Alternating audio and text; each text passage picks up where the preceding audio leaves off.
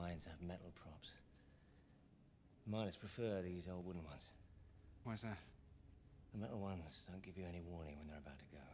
So they prefer shitty wooden props to steel ones because they report your impending doom. Sure, why not? I'd also like to point out at this point that I could very easily make a joke about Freud and gaping caves being supported by thick wooden pillars, but I like to think I'm classier than that. What the hell is that? A conveniently bleached skull bought online? So the team is utterly amazed by the fact that they are, surprisingly, in a cave. I mean, look at these guys. Except for the two police officers, they're all supposed to be experienced spelunkers. And they're all like, whoa, a stalactite! Oh my god, a rock! And then there's this. It's calcium deposits.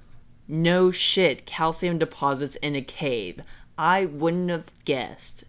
Guys, we were supposed to stop this shit when the opening exposition ended. I'm still hung up on the whole idea of taking this obviously unstable liability with you into a cave. And other than that, not much is going on. I'm just kind of thinking about how the couple girl looks kind of like Zooey Deschanel.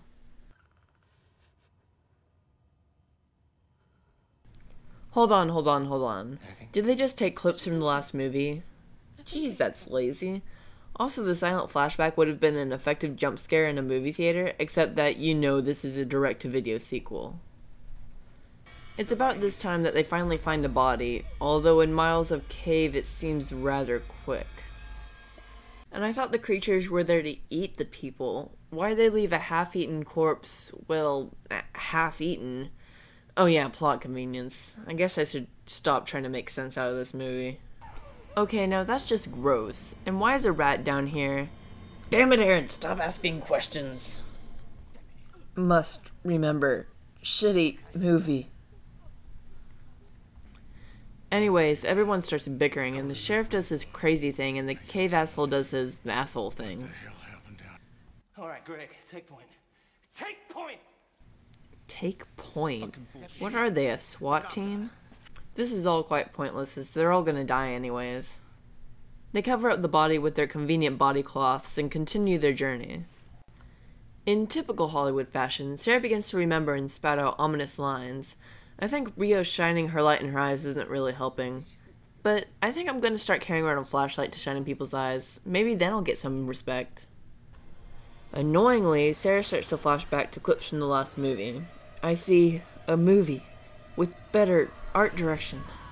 She starts to flip the fuck out by randomly attacking people and leaving Loverboy with the bloody nose. It's probably not for the best that they start inserting clips from the last movie, because then I just start to compare the two, and I start to realize, hey, you know, there were some well-developed characters in that, and they weren't all just incredibly annoying. In this movie, you have one regular prick, one paranoid prick, two loverbirds, the token nice person, Rios, and Sarah, the trauma ward escapee. And you wonder why I don't bother much with the names. Hell, I had forgotten the protagonist's name. I had to look it up. So they start crawling around through some unstable rock for some reason. I guess to find Sarah, but honestly, who cares at this point? Meanwhile, the sheriff goes off on his own and holy shit, creature! Everything begins collapsing because the sheriff shoots off his anachronistic revolver. No, I'm not going to bring up physics again. Lovergirl finds herself up shit creek without a paddle, trapped in a conveniently human-sized space amidst fallen boulders. Cave asshole freaks out way more than the Lovergirl does, though. Come on! Fucking trigger-happy Americans. Dan.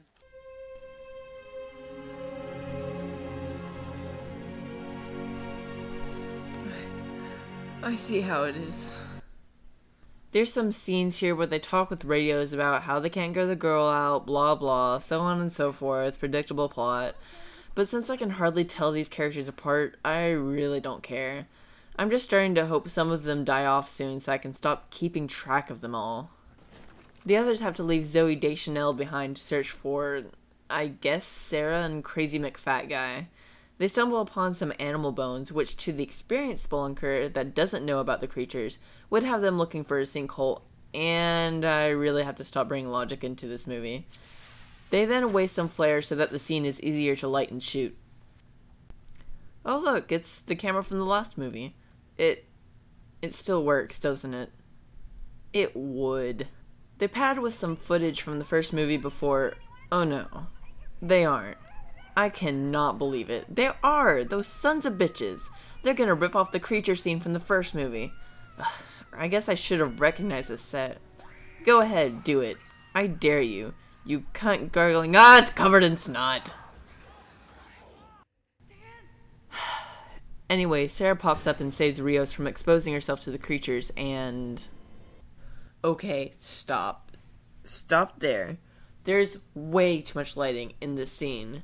Part of why the descent was so great was that there was sporadic lightning, so it felt really claustrophobic. But in this movie, you can see everything. What's the point? It's like shooting the Blair Witch Project in the middle of a well-lit parking lot. Also, I'm seeing way too much of these creatures. It was kind of horrifying when we could only see little glimpses of them right as they were about to pounce, but in this movie you can see them the whole damn time. They just look like orcs that you dumped in a vat of mucus. And I would say it couldn't get any worse at emulating the original Descent, but it gets worse. Just let that sink in for a moment. You feel a horror? Good, because that's the only horror you're gonna get out of this movie. Finally someone dies, and mercifully it's one of the two young white dudes. Now that one's got a gaping hole in his neck, I should be able to tell them apart. We cut back to Zoe Deschanel when... Ew, that was just uncalled for. So after getting creature spunk on her, Zoe ends up having to squirm through the rocks to get away from the attacking creature. Somehow she makes it out alive, to my great chagrin. After that incredibly non-intense scene, we go back to Sarah's antics. Suddenly she's a hard-ass survivalist, a change that must have occurred sometime in her being in a coma. Then it's back to Zoe, who gets jump-scared and running into her lover boy. We have a lovely display of incredibly mediocre scared acting until we catch up on our insane old guy friend and oh hey, dead body. Neato. Then it's back to that wacky couple who escape a creature using the skills they used at their high school ropes course. Turn off. Come in, anybody.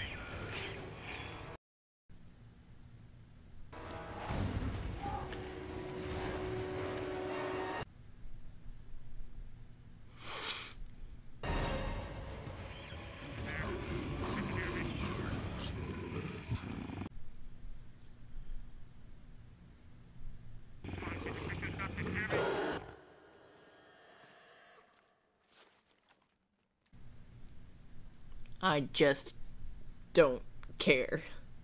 Next, this movie displays its incredible propensity to just gross me the fuck out.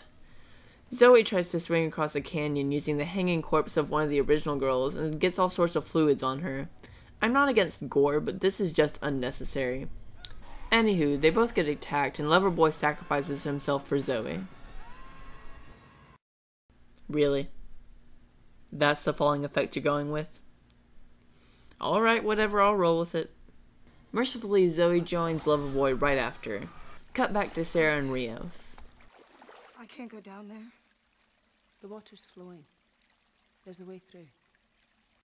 Or it could diverge into a bunch of smaller solution channels. Or have no air pockets for 3 miles. Yeah, of course there's air in the tunnel. I guess drowning is kind of anticlimactic.